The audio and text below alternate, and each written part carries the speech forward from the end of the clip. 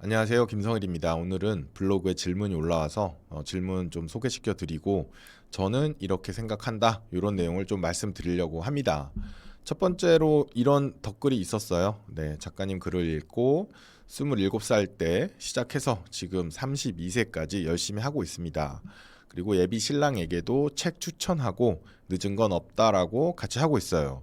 항상 감사함을 느낍니다. 이런 얘기 해주셨는데 저도 너무 감사합니다. 이런 덧글이 저한테는 또 굉장히 힘이 되거든요. 오늘 좀 힘든 하루였는데 칭찬은 고래도 춤추게 한다고 하잖아요. 네, 이런 칭찬 많이 해주시면 제가 더욱더 힘을 열심히 내서 유튜브도 찍고 글도 쓰고 해보겠습니다. 자, 본론으로 들어갑니다. 네, 오늘 영상을 찍은 이유가 요 글 때문이에요. 이분 말씀을 들어보면 적은 급여로 노후를 준비하기 위해 몇 년 전부터 지수 ETF에 대한 관심을 갖고 마영굴 책도 읽고 관련 영상도 많이 접하고 있습니다.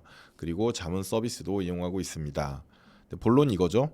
작년에 딸아이가 태어났고 어린이 보험을 들었습니다. 가입 당시에는 아이의 앞으로의 건강을 최대한 대비하자는 마음으로 적지 않은 금액으로 가입을 했고 100세 보장 20년 만기 납입 시 총 납입 금액이 약 3,300만 원인데 최근에 MG 손해보험 사태가 발생을 하고 여러 가지 신뢰가 낮아지게 되면서 아이 건강보험은 실손으로 최소한만 준비를 하고 어린이 보험을 해지하고 보험료 낼 돈을 예를 들어서 2천만 원을 자녀 명의 연금 계좌를 만들어서 여러 가지 투자를 하는 건 어떠냐 이런 질문이세요. 저의 의견을 물어보셨는데 댓글로 쓰기에는 내용이 좀 길어서 영상으로 준비를 했고요.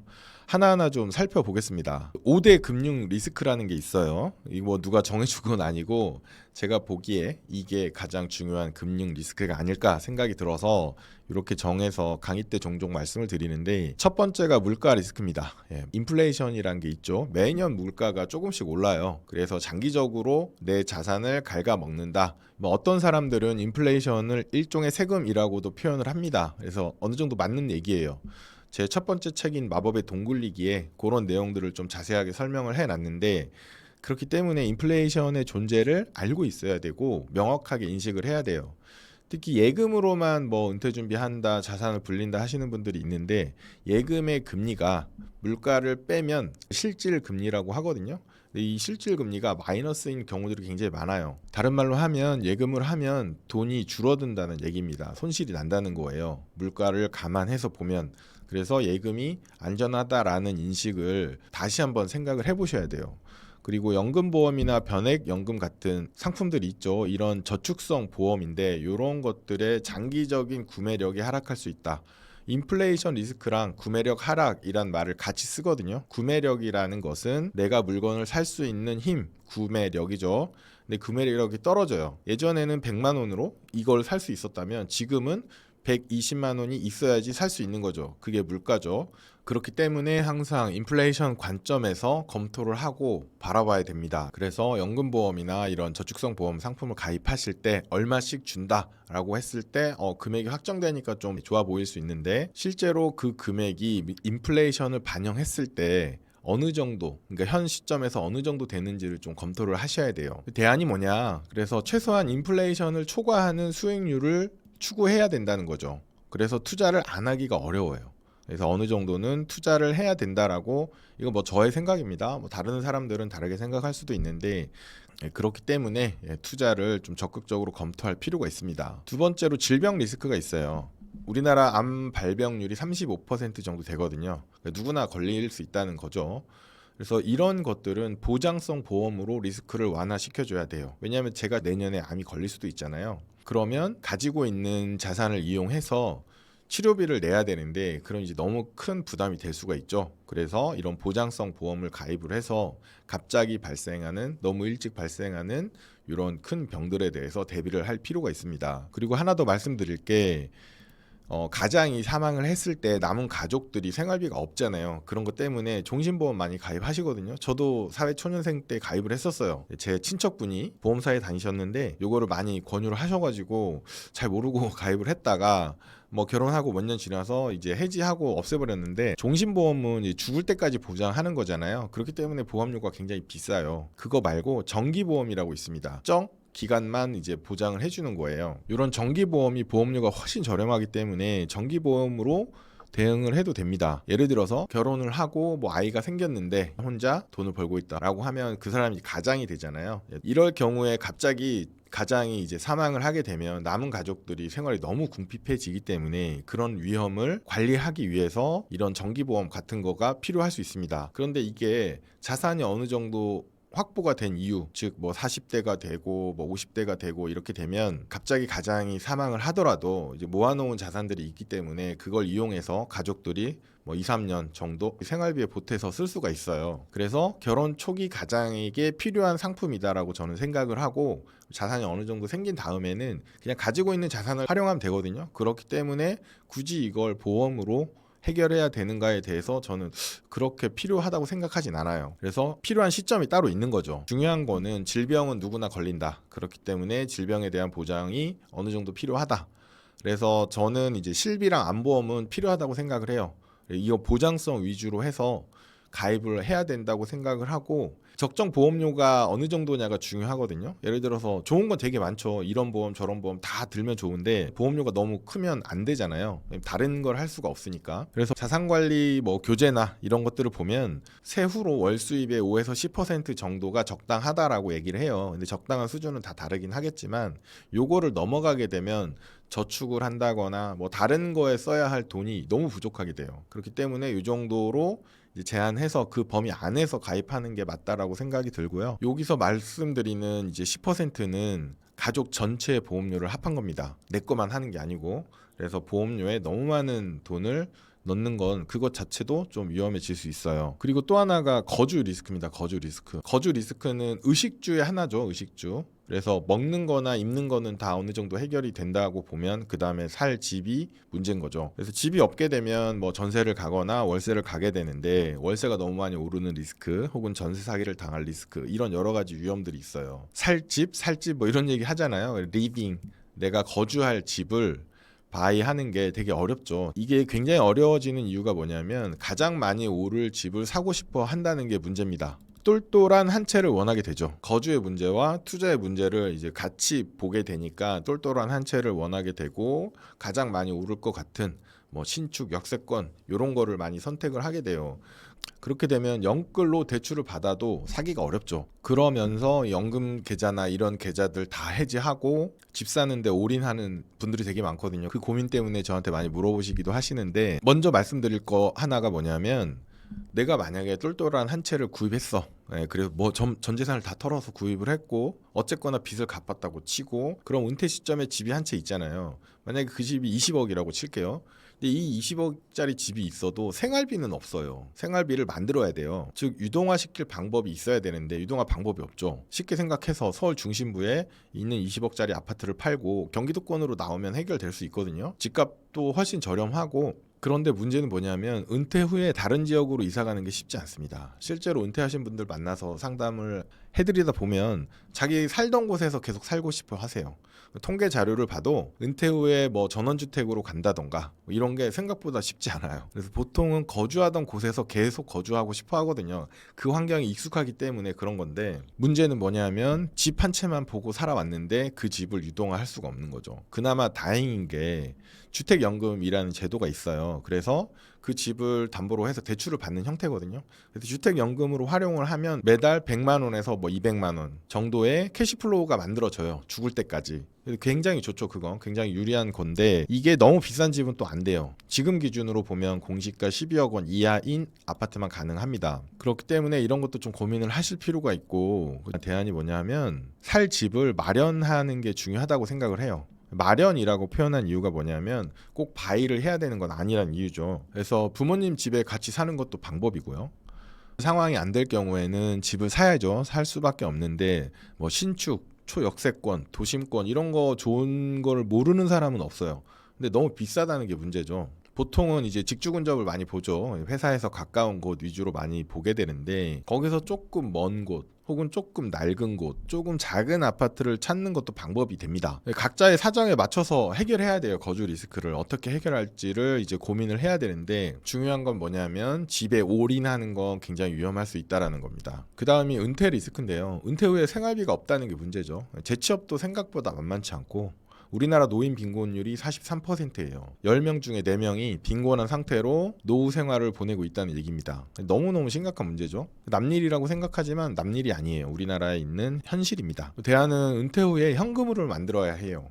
똘똘한 한 채가 중요한 게 아니고 생활비를 만들 수 있는 방법을 찾으셔야 된다는 거고, 가장 많이 알려진 거는 이제 월세 나오는 부동산이죠. 상가나 여러 가지 형태로 부동산을 준비를 해 놓으면 거기서 월세가 나오니까 그걸로 생활비를 쓴다. 이런 게 가장 오래되고 가장 많이 알려진 방법인데, 이게 생각보다 만만치는 않습니다. 그리고 생각보다 기대 수익률이 높지가 않아요. 월세 수익률을 이제 조사해 보시면 많이 나오는데 생각보다 그렇게 높지 않아요. 제가 금융 상품을 선택하시거나 어떤 의사결정을 하실 때 기대 수익률하고 예상 위험을 항상 잘 따져봐야 된다라고 말씀을 드리는데, 첫 번째, 기대 수익률이 생각처럼 높지 않을 수 있다라는 거, 그리고 두 번째로 생각보다 큰 위험이 있을 수 있다라는 거예요. 예를 들어서 회사에서 정년 퇴직하면서 퇴직금으로 뭐 3억 4억을 받았다라고 치고 그 돈을 가지고 상가를 하나 덥석 샀는데, 문제는 뭐냐면 그 상가가 공실이 날 수도 있어요. 생각보다 공실도 많고 상권이 바뀌는 경우도 되게 많습니다.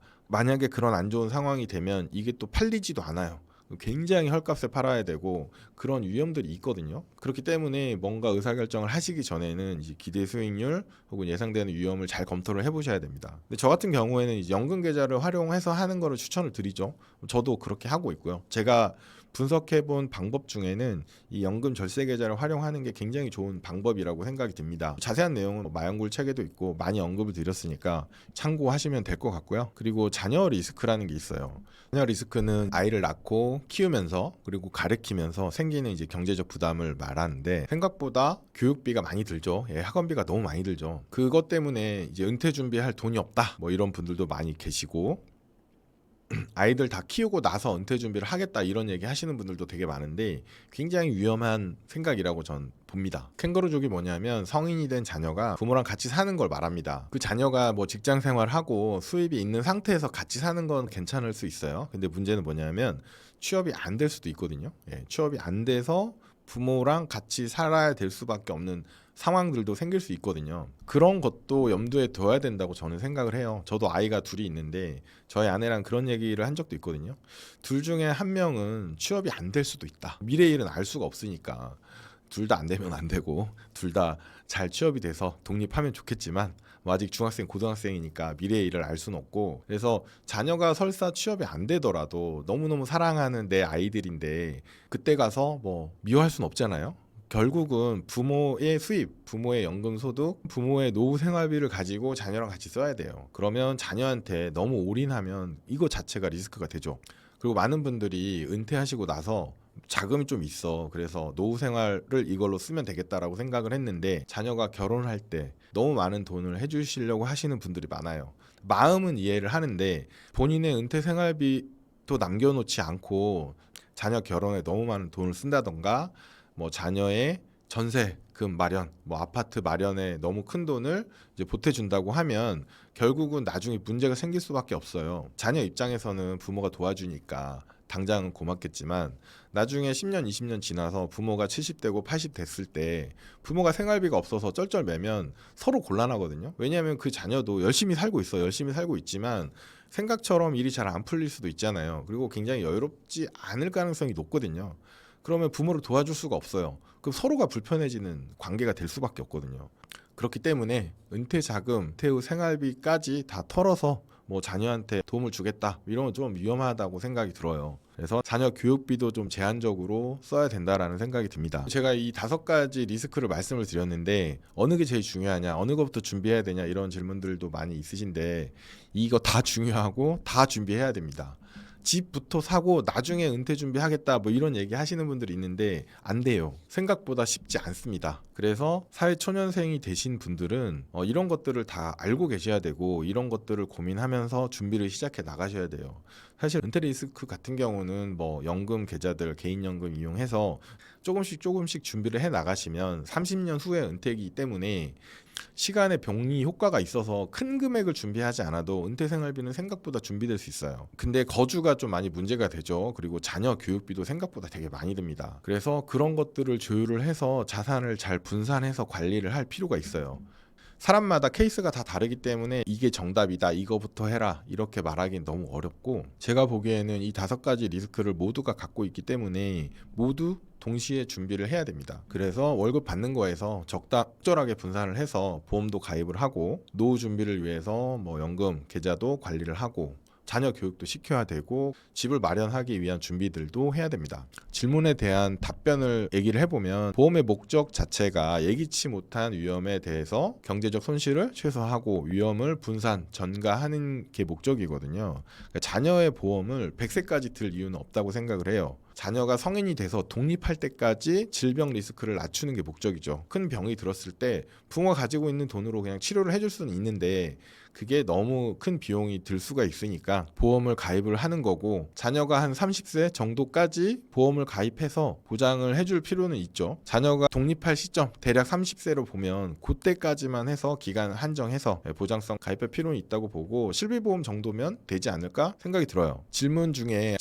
이런 내용이 있었어요. 아이의 앞으로의 건강을 최대한 대비하고 싶었다라고 하는데, 보험은 최소한 대비하는 게 맞다라고 생각합니다. 그리고 또 질문이 뭐냐면, 자녀에게 이 보험료 낼 돈을 증여를 해서 굴려주는 게 어떠냐라고 얘기를 하셨는데, 저는 이렇게 생각합니다. 증여하기 전에 부모님의 개인연금 계좌들을 먼저 꽉꽉 채우는 게 먼저다라고 생각이 들어요. 제가 생각하기에 좋은 부모는 아이가 성인이 돼서, 저희처럼 성인이 돼서 사회생활을 할 때, 이제 부모는 이제 할아버지 할머니가 되어 있잖아요. 근데 할아버지 할머니가 여유로운 노후 생활을 하고 있어야 좋거든요. 저희 입장에서도 그렇잖아요. 그러려면 결국은 부모가 엄청 부자는 안 될 수도 있지만 연금이나 이런 걸 관리를 해서 캐시플로우가 적당히 나오는 노후 생활을 즐기고 있어야 자녀 입장에서 보기에 좋은 부모가 될 수 있다고 봐요. 그럼 자녀한테 아무것도 안 해주냐? 교육시키고 계시잖아요. 잘 먹이고 입히고 양육하시고 교육시켜 줬기 때문에 그걸로도 전 충분하다고 생각을 하고 있고, 다만 자녀가 받는 세뱃돈, 용돈 이런 거는 쓰시면 안 돼요. 제가 내 아이를 위한 마법의 돈 굴리기라는 책에서도 이제 설명을 여러 가지로 언급을 했는데, 요거는 따로 관리를 해주셔야 돼요. 그래야지 자녀하고 부모 사이에 신뢰가 생겨요. 뭐 엄마가 잠깐 보관할게 했다가 뭐 명절 지나면 그 돈이 다 없어져 있거든요. 그러면 이제 부모님 입장에서는 아이 급하니까 일단 쓰고 나중에 뭐 해줘야지라고 생각을 하시는데, 그게 계속 쌓이는 거거든요. 그래서 자녀 돈은 따로 관리를 해주셔야 돼요. 뭐 ETF 같은 걸 이용해서 적절히 투자를 해주시는 걸 저는 권하고 있고요. 자녀 돈을 투자를 해주게 되면 자연스럽게 금융이나 투자 교육이 돼요. 왜냐, 자녀가 물어보거든요. 저도 아이가 둘이 있는데 둘 다 그렇게 관리를 해주고 있어요. 아이들이 커가면서 물어봐요. 내가 받은 세뱃돈 그거 저축했다는데 그거 어떻게 됐냐, 뭐 이런 거 많이 물어봅니다. 저 다 기록을 해놨거든요. 아이들 태어날 때부터 받은 세뱃돈, 뭐 할머니 할아버지가 주신 굵직한 용돈들 다 모아놨고, 언제 얼마를 입금했는지 다 정리를 해놨고, 당연히 굴리고 있죠. 당연히 굴리고 있기 때문에 아이가 물어보면 답변을 해줍니다. 그러면 예를 들어서 큰아이 같은 경우에 지금 고3인데 사춘기 이후로는 세뱃돈 받은 걸 저한테 주지 않아요. 그건 어쩔 수가 없는데, 그 전에 모은 것도 꽤 되거든요. 원금이 한 1,000만 원 정도 되고 잔고가 한 1,500만 원 정도 있어요. 그러면 이제 아이들이 물어보거든요. 뭐 내 돈이 어떻게 해서 불리고 있느냐, 이렇게 물어보면 제가 설명을 해줘요. 뭐 미국 주식, 한국 주식 같은 여러 가지 주식들에도 투자를 하고 있고, 국채나 달러, 금 같은 것도 투자를 하고 있다. 그럼 이제 아이가 물어보죠. 국채가 뭐냐?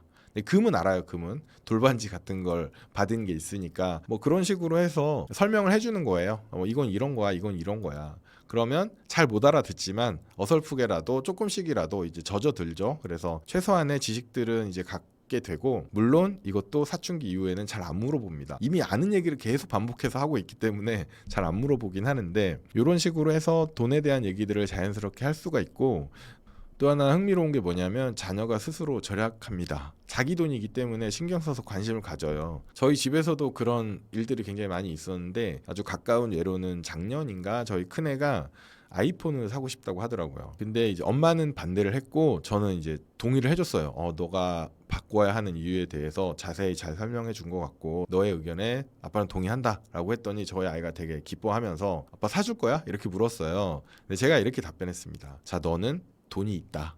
이렇게 답변을 했어요. 아이 돈이 있으니까 그걸 인출해 주겠다라는 뜻이죠. 저희 딸이 좀 실망을 하긴 했지만 일단 아이폰을 살 수 있다라는 이제 희망이 생겼죠. 그래서 결과가 어떻게 됐냐면 보통 아이폰 신제품 사면 뭐 150만 원, 200만 원 정도 되게 비싸잖아요. 근데 저희 아이가 리퍼폰을 샀더라고요. 60만 원 정도 들여서.